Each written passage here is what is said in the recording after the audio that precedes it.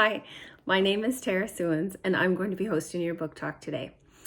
Have you ever wondered what it would be like to work in a professional kitchen? Well, then this book talk might be for you. I'm going to be speaking about Anthony Bourdain's Kitchen Confidential: Adventures in the Culinary Underbelly. It is a memoir of Anthony Bourdain, written by Anthony Bourdain. So I'm going to speak a little bit about the author, but also combine it into what the book is about, because it is about his life. He was born and raised in New York, New Jersey. He traveled with his family when he was a young boy to France, and here he experienced a life-changing moment when he tasted the food of France, and it set him on a culinary path for the rest of his life. It follows him through working in small-time kitchens, basically, admittedly, just fueling his drug and alcohol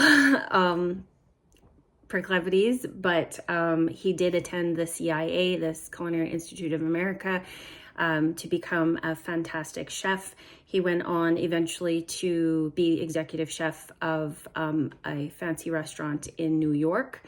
This is more of a book that is about relationships, the team that is built in the kitchen, the human condition. He was very interested and very passionate about people.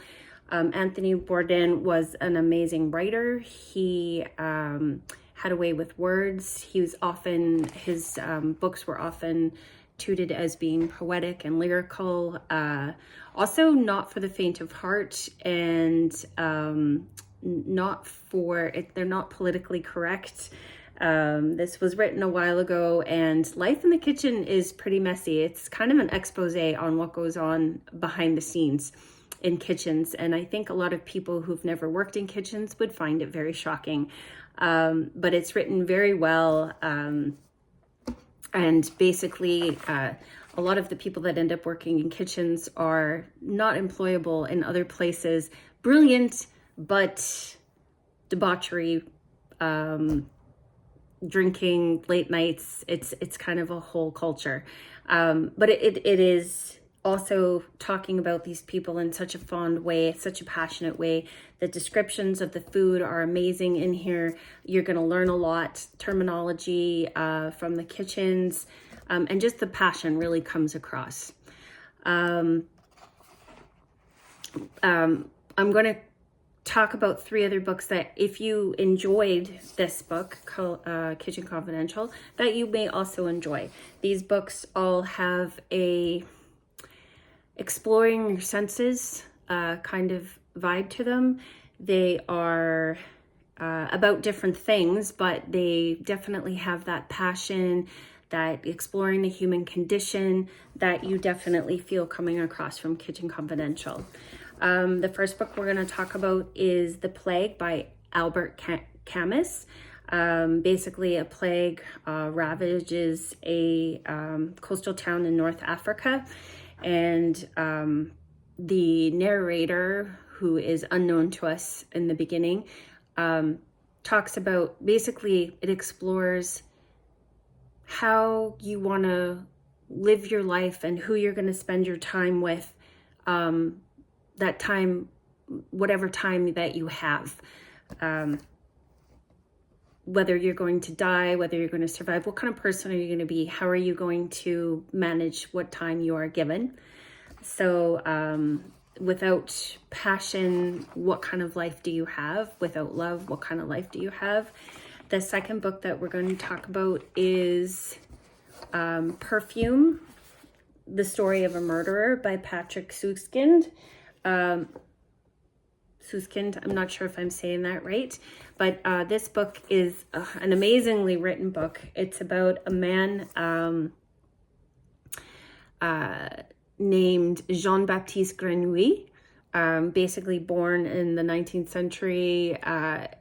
century in France, to terrible life, not wanted, very odd man, very odd child, and just basically based on his coming into the world, he is not going to be, and never was, treated well. He is like I said, an odd person, basically repugnant to everybody that comes in contact with him. He oddly has no smell of his own. Like he doesn't smell of anything, which is disturbing to people. We all have our aroma, but it's noticed, but they can't quite put their finger on what it is. But he has an amazing sense of smell himself. The book is rich with description and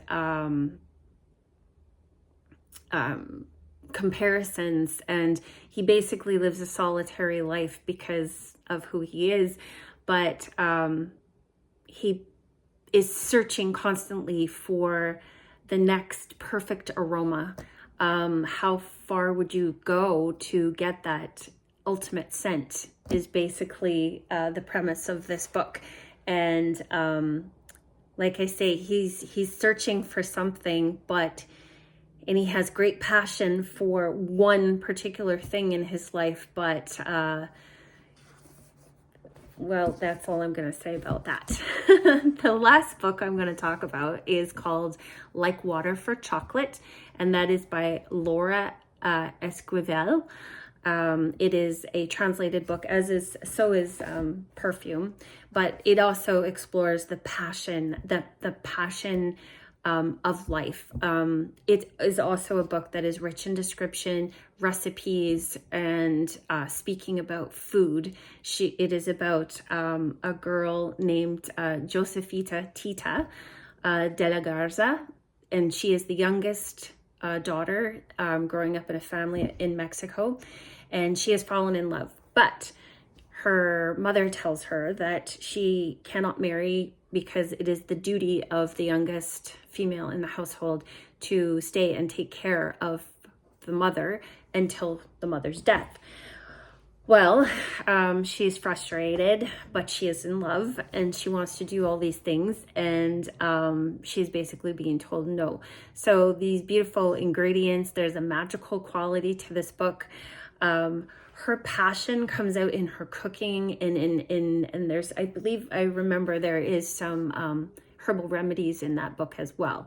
It just talks about, and the way her cooking impacts those who eat it after she has made it with all of this passion and emotions in her body, is written very well. It makes you feel like you're experiencing it and you want to experience it. So basically the connecting between the books is a great sense of passion and what you do with the time that you have, and how do you manage what you want versus what you have. And that is my connection between them. The appeal elements of Kitchen Confidential. It's a fast read. It's extremely interesting. You want to read more. You can't believe the stories that are in this book. They're shocking. You really get the language, and the story throughout it is amazing. The characters are well described. In his life, you end up having more of an understanding of people like he writes about. It is, I would atmospheric. He writes atmospheric. Like I've said before, he's very poetic and lyrical, introspective of himself. There is growth there, and in the human condition. It's candid, engaging, gritty, jargon filled. Like I said, you're going to learn a lot. Witty and lush when you're talking about food. The tone of the book could be discussed as offbeat, reflective, and funny, haunting.